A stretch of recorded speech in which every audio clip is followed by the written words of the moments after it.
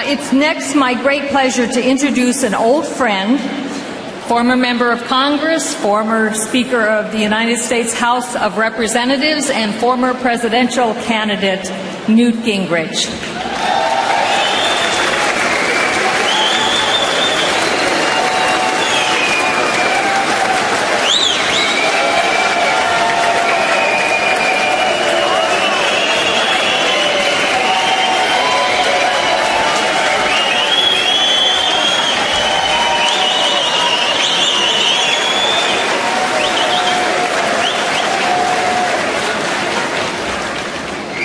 Thank you very much for that welcome, but more important, thank you for being involved in the struggle for a free Iranian future. I can tell you that with all of you who are here, that you are making an impact. I do not believe that delisting would ever have occurred without you being involved.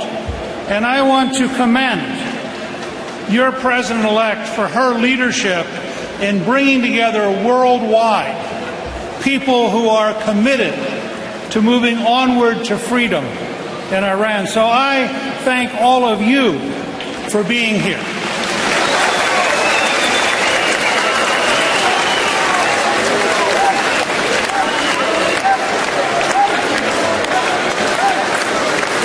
Remember that what you're witnessing today is historic and is a tribute to the respect and the prestige that Mrs. Rejui and the entire movement is getting. That your cause is just and right.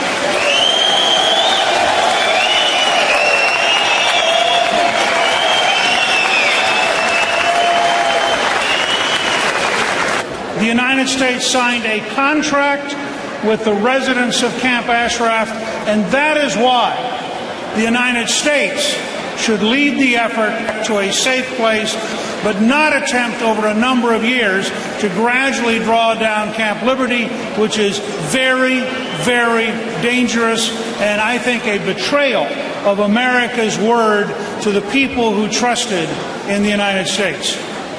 And you have tremendous military leadership supporting your right to demand that.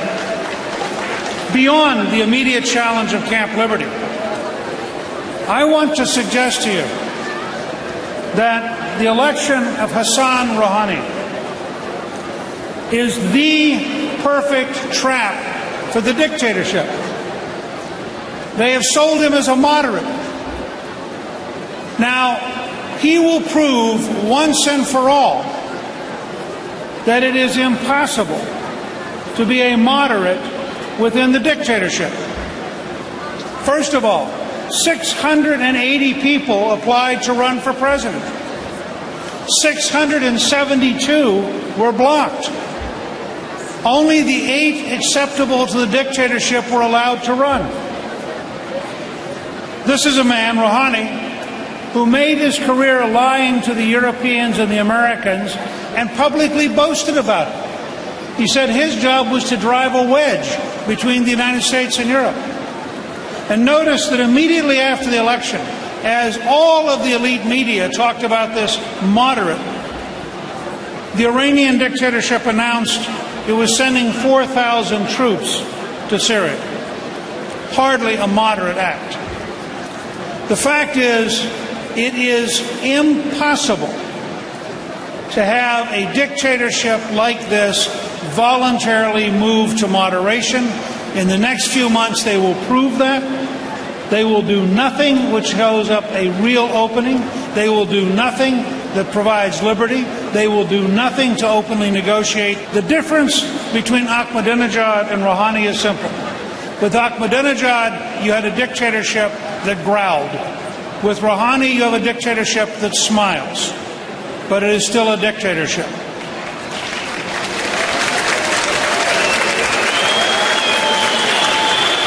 Your slogan for this meeting is the correct one.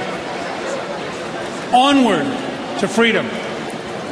The only way to move onward to freedom is to have a genuinely open election in which anyone could run, including Mrs. Rajvi. And then let's see who the Iranian people pick when they have a genuinely open election.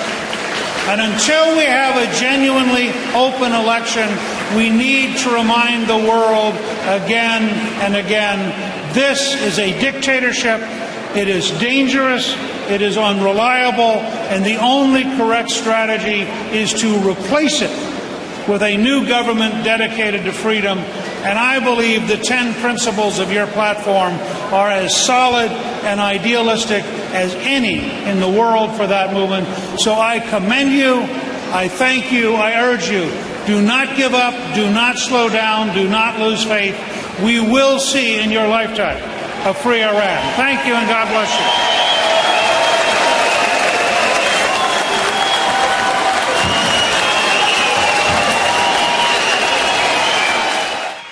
Thank you very much.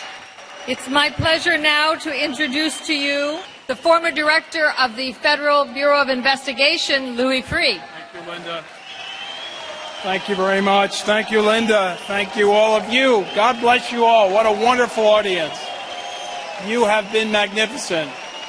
You have been just magnificent. Your patience, your enthusiasm, your dedication, your love for liberty. We are really moved by your presence, and your patience is terrific. Let me just make a few short statements and a few very short messages. 69 years ago, a few days ago, as you know, an Allied force landed here in France, penetrated Fortress Europe, and freed millions of people from slavery and Holocaust. What I want to say particularly tonight to the brothers and sisters in Camp Ashraf who are under grave threat, grave stress, that help is on the way, and you should never, never, never, never give up.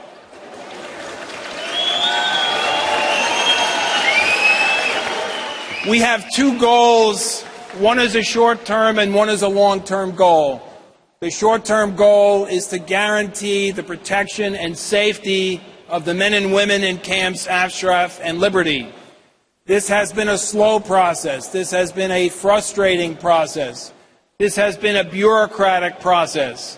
And the United States, along with the UN and along with our European friends, bear the responsibility for the slowness and the pace at which this rescue is taking place, as we saw on June 15th. The most important thing for our governments is not to stop under the illusion that a moderate has now been elected as president of Iran. Well, we know a little bit about this moderate.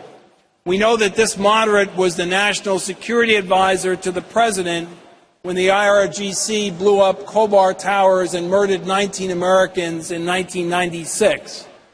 We know that this moderate was the defender, engineer, and supervisor of the Iranian atomic energy weapons program.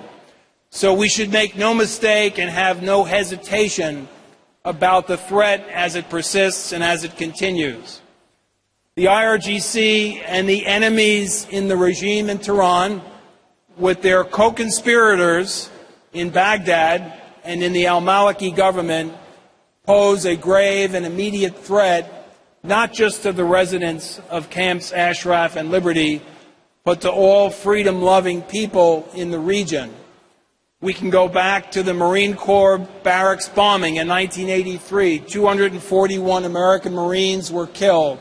41 French servicemen were killed by Hezbollah acting as the agent of Iran. Khobar Towers in 1996 was a repeat. So we are dealing with a very ferocious, a very unrelenting enemy. The last thing for us to do at this point is to relent under the illusion that there is a moderate who will now bring talks and rationality to a process that not only does he not control, but does not subscribe to. The second point, and the last point I want to make, is the point that comes from my experience as a policeman for many years, as a prosecutor and as an investigator. We should send a message, and we send a message again tonight, to the murderers in Ashraf, to the murderers in Camp Liberty, to the so far anonymous people that set off those 40 rockets that killed 2 people and wounded many. Justice will be achieved. They will be found, they will be prosecuted, and they will be convicted for those crimes. As with the Khobar indictment, the Khobar indictment is pending in the United States of America against 19 defendants, almost all of whom are in Iran. Someday, we say this to the residents, particularly tonight as they hear us, those people, as the murderers in Ashraf and Liberty, will also be brought to justice. So we say to you tonight, God bless you, God protect you and your friends and families, and justice will be served.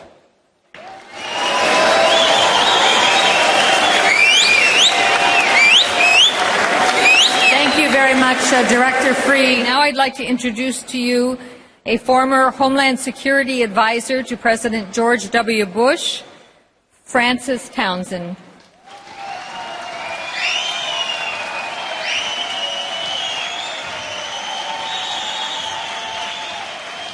Thank you very much. Salam alaikum. Many of my American colleagues in particular have spoken eloquently about the many injustices, the lack of protection at Liberty and Ashraf, Kobler and Maliki's deception and duplicity, and the tragic and unnecessary loss of life. I share their outrage at these events, but I thought I would take a moment to speak to another point. I am going to speak to the women in Ashraf and Liberty, and to their sisters here today. My sisters, you are the heart and soul of the resistance, more than any other freedom movement around the world.